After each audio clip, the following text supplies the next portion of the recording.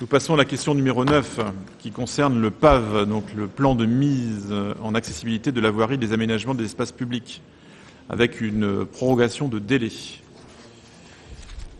Et le rapporteur, c'est encore Hervé Lenné, c'est merveilleux. Je te laisse rapporter, Hervé. Oui, la loi du 11 février 2005 pour l'égalité des droits, des chances, de la participation et de la citoyenneté des personnes handicapées. Donc, suite à cette loi, la ville d'Avranches a missionné un cabinet d'études qui est chargé de relever tous les points qui peuvent poser problème. Ce cabinet d'études est le cabinet Nerios qui a délivré un rapport et ce rapport fait état de 536 points qu'il convient d'améliorer.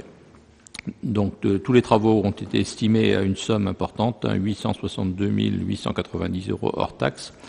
Donc, il est bien évident que tous ces travaux ne peuvent pas être réalisés en une seule fois. Cela étant, donc, les services ont établi une liste de priorités dans un premier temps et dans un second temps, ont retenu un certain nombre de points qui incluent aux divers travaux de voirie qui sont entrepris chaque année. Donc un plan de mise en accessibilité de la voirie et des aménagements des espaces publics. Ce plan doit être approuvé en conseil municipal. Toutefois, l'avancement des études et de la réflexion ne permettent pas aujourd'hui de l'approuver dans sa globalité. Oui, on va voir tout à l'heure, il reste encore des secteurs qui restent à réaliser. De même, ce plan, au titre de la boucle prioritaire, reprend certains espaces à traiter en concertation avec le conseil départemental, ce qui retarde un petit peu les choses. Le document lui sera également soumis. Une programmation 2017-2018 concernait les traversées de chaussée en les mettant aux normes d'accessibilité. Il s'agissait de poser des bandes d'éveil de vigilance, de poser des bandes d'aide à l'orientation et de créer des surbaissées de trottoirs. La programmation portait également sur des cheminements continus sur les trottoirs. Il s'agissait de poser des potelets afin d'empêcher le stationnement sur les trottoirs. On voit que ça porte effet puisqu'il y en a certains qui sont abîmés par les véhicules. Également en supprimant les obstacles sur les cheminements. Également, il s'agit de supprimer les non-conformités qui ont été relevées dans le diagnostic, notamment en posant des mains courantes dans les escaliers, en remplaçant du mobilier urbain qui n'était pas conforme et en renforçant le contraste visuel entre les potelets et leur environnement. Donc les rues concernées ou les places concernées sont la place Ytré, la rue d'Islande et la place des Hautes-Villes, la rue Guy-de-Maupassant, la rue de la Constitution, la place Pattonne. Donc ça, c'était pour la programmation 2017-2018. Et également dans le secteur Saint-Exupéry, la rue des Écoles, la rue Saint-Exupéry, la rue L'Enfant, la rue Barbé-d'Aurevilly.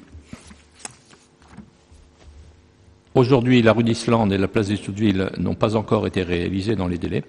Il est donc proposé de proroger le délai d'une année supplémentaire et de présenter ces points en demande de financement au titre de la DETR. Merci Hervé. Y a-t-il des questions ou des remarques donc, sur cette prorogation du dispositif de façon à aller chercher de la dotation en équipement des territoires ruraux qui aide souvent les collectivités à mettre en œuvre cette accessibilité à laquelle nous sommes aujourd'hui,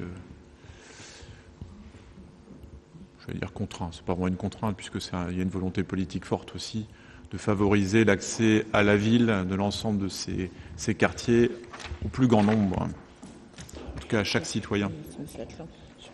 Donc y a-t-il des interventions? Madame Leroy. Oui, juste par rapport donc à cette accessibilité, Monsieur Atlan, je vois, est absent.